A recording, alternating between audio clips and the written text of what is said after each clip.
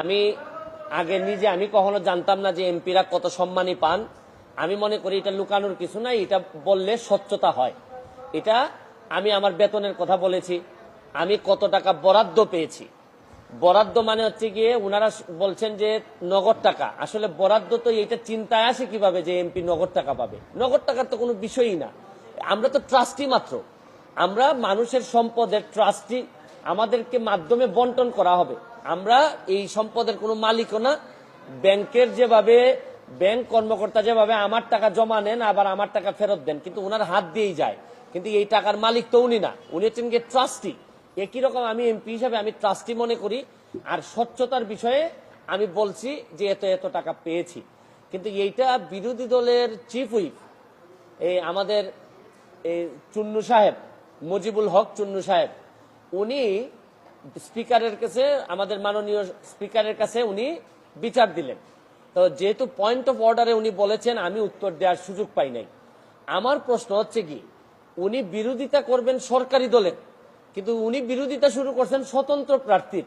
এবং কি বিষয়ে বিরোধিতা, উনি তো আরো খুশি হওয়ার কথা যে আমরা আমাদের হিসাব দেওয়া শুরু করছি।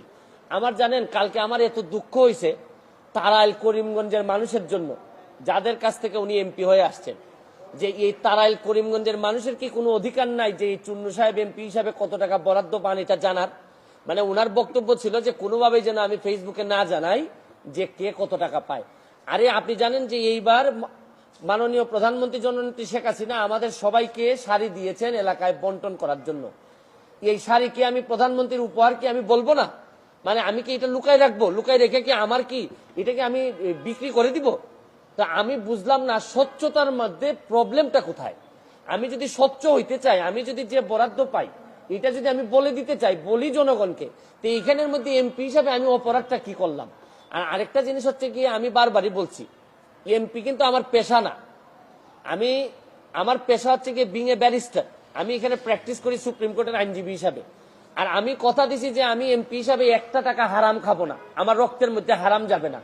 সুতরাং রাষ্ট্রের টাকা, জননেত্রী শেখ হাসিনার সরকারের টাকা, এটা যে টাকা আসবে এটা আমি সবার সামনে তুলে ধরবো।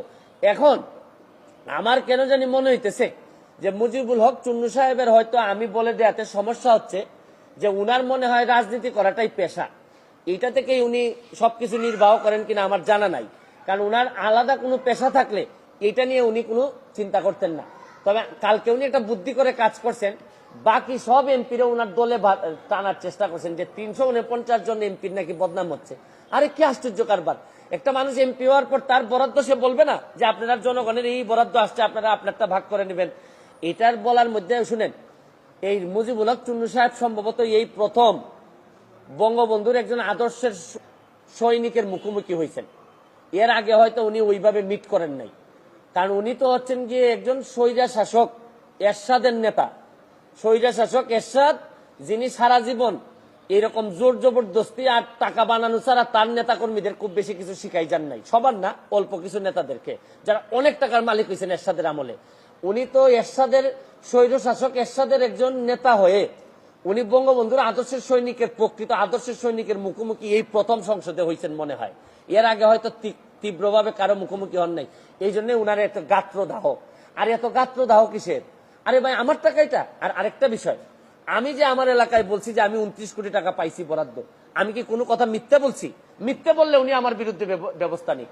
আমি বলতে পারবো না, মানে আমি বরাদ্দ পাইছি এটা আমি বলতে পারবো না আমার এলাকায়, মানে কি আমি কি চুরি করতে চাই?